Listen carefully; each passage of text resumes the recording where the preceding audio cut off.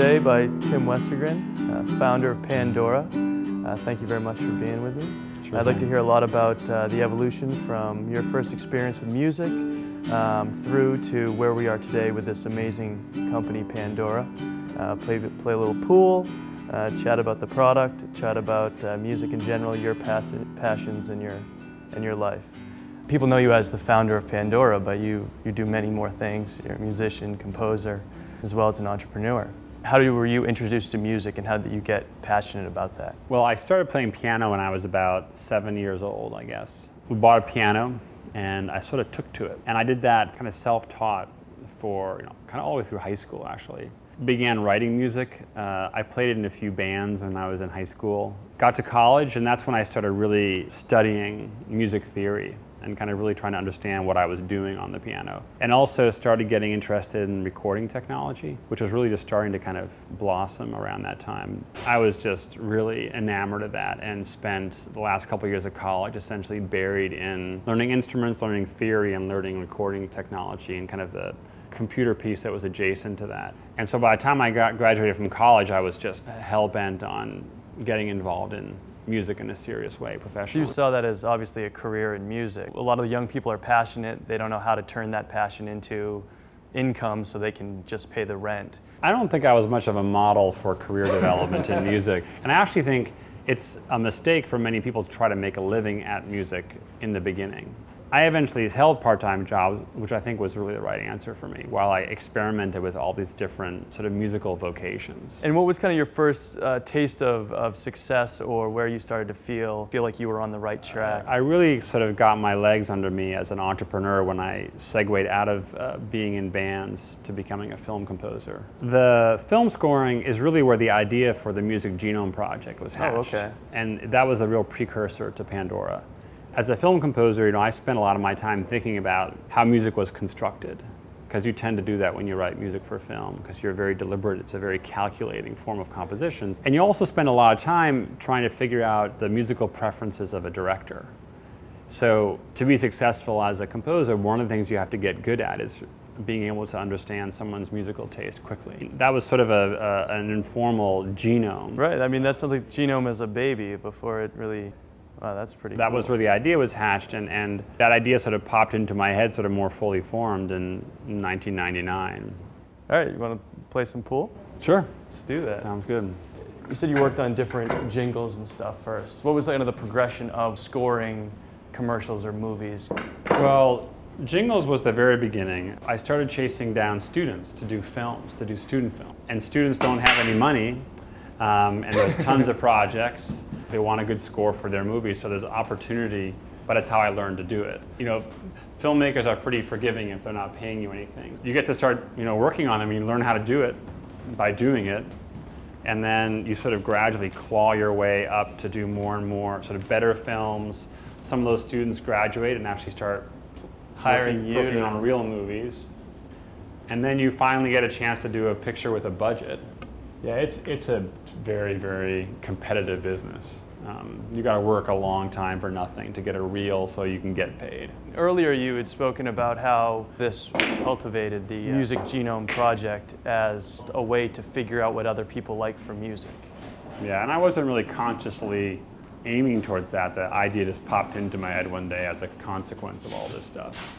It was a bit of a leap. I mean, I was just reading an article in the paper, and the idea it kind of just came into my head. What was the initial thoughts of was it, okay, I'm going to build a website? Was it, I'm going to do radio on the website? I'm sure it wasn't thumbs up, thumbs down. The original idea was, hey, I'm going to capture musicological information, and I'll be able to connect songs that sound similar. That could be a great way to help somebody discover bands they'd never heard of from bands they already knew. And which all these music websites, that was the promise they were all making, was you come to our site and you'll discover a bunch of bands you've never heard before. None of the websites were delivering on that promise. Right. I mean, it was sort of the hope of the web, but it was just becoming this big online morass. And I saw this as a kind of a solution that they might all be interested in, and that they would need. So you were thinking about it as a business you could offer to people that were already doing it? Yeah, we thought we were going to license it. Where you went to companies and said, hey, we got this magic potion, and what do you think of this? And did they say we already have our own thing, or they didn't buy into the the concept, or? Their reactions varied. I mean, some said we have our own solution. Some said we like it, but we can only pay a very little bit for it. And it was very tough going. The problem was the music business, music retail, including online retail, was just a contracting, low margin business, and all of these companies, just as we launched, were beginning to struggle themselves. We got in just in time. Right. We wound up spending 2.5 years not taking salary to survive. I read that. So at what point did you say, okay, now we're going to do this ourselves? Well, in 2004, 4 years in, after exhausting ourselves trying to build that business,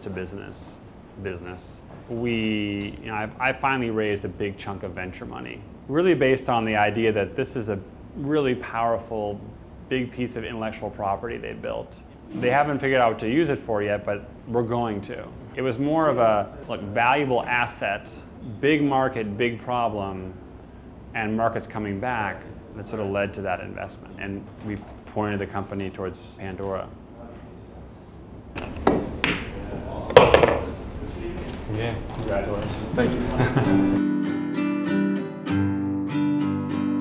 I hired Joe after interviewing a dozen or so candidates to be CEO, and he joined in July of '04. He sort of led the company through a revisioning process, which we all did collectively. And I think he had the instinct that we ought to be using this for something else, namely radio. And so we decided to sort of peel off a certain number of engineers and have them begin working on what we called one-click custom radio. And I remember the first time I saw the sort of beta version of it, I thought, wow, this is where we should be. It's obvious to me now. We made it available to friends and family kind of the end of the summer of '05, and there was an immediate excitement about it. From among people we knew, they began sharing it with their friends. Thousands of people were using it within a couple of weeks. We launched Pandora in November of 2005, and it just took off like a rocket ship. So all of a sudden, it was like being freed of all these constraints, being able to connect directly with our customers and really control our own destiny. It just felt like we were finally swimming in the right lane. Sort of all the skills we had as a company, all of our capabilities were just being fully utilized. This was what the genome was for. Personalized playlists was just, really in hindsight, that's really what this was built for. I didn't know it in the beginning, but it was obvious after we'd launched the site. With the current situation, are you able to really focus on the long-term vision and really expand right now? We have an opportunity, I think, to be a very substantial player in radio and music. We're on this very fast growth path, which is good. It's coming to us without spending marketing money. And that in general is a pedal you want to push and push. But I would say that we've kind of always been focused as a company, and so I think the DNA of the company is always sort of to be careful about things. But we are pretty ambitious about what we can turn this thing into, and don't want to slow it down, make the mistake of slowing it down when we shouldn't. We're accelerating the growth, but we're hiring our ad sales team and really trying to hone that part of the business quickly and pull the company into that, a more mature monetization engine. I think one of the benefits of spending so much time and energy and money on building a brand, in other words, interacting with listeners, responding, developing the product, is I think people who use Pandora are kind of rooting for Pandora. I think that they feel a certain affinity for it, and that the implication of that is they're willing to kind of sign up for the bargain that allows us to exist, the use of advertising. That puts you in a pretty strong position because you can be flexible with your advertising products, and your user base, your listeners, will accommodate that and participate in the bargain. The product is architected to be not only, I think, useful and attractive for consumers, but also a good advertising platform. We thought about that stuff and have been thinking about it for a long time in anticipation of, the things we're doing now. I think succeeding, especially in the kind of environment we've been in, is very much about people. It's how do you manage people? How do you attract talented people? How do you make sure they're doing the right things within your company, and how do you keep them? As I look back over the years of this company, there were hundreds of times when, had we not been able to manage the personal side of things, we would have collapsed. I know that in the world of music, that's the main reason bands split up, and I think it's probably true of startups as well, that it is ultimately interpersonal problems that kill the companies. Because there are a lot of smart people that get together and build cool products and never get anywhere. You know, and I've seen a lot of them come and go, and I think a lot of it has to do with the dynamics inside the company, the sort of personal commitment, the tenacity, the personal attributes, and the ability to work together, or the lack thereof, that causes these companies to falter. As you're moving forward from where you are now, what direction would you like to take this? What are some of the things you've learned from it? Well, I have one very particular aspiration for the company, which is at some point in the future, hopefully not too distant future, there will come a time when the day, if you're a musician, the day your song gets added to Pandora is the day you become a professional musician. And I know that there's an audience out there for all this music, and I know there's a tremendous amount of great music around waiting to find that audience, but those two just never connect. And so I believe we'll get to that point. If we get there, a lot of other good things will have happened. You know, we'll have changed radio. We'll have brought hundreds of millions of people back into music who are maybe kind of on the sidelines because they didn't fit the demographic of the mainstream pop music industry. And maybe music will become more embedded in our culture, more actively a part of our culture. And that's all good news for musicians. True, but what are you working on now from a music standpoint? I've just really gotten back into it. My real passion is recording, so I like to produce music. It's not so much performing anymore, so it's kind of a studio project stuff. But you know, I'll start producing some music in the next year. So. Cool. So it sounds like things are going in the right direction for you. You're able to get back to your passion, creating music. Like good. That makes me happy. I'm sure that makes you happy. It does, yeah. Cool. Keeps me sane. Good. Good, let's wrap it up. Dude, thank you so much. Yeah, my pleasure. That was my first time doing that.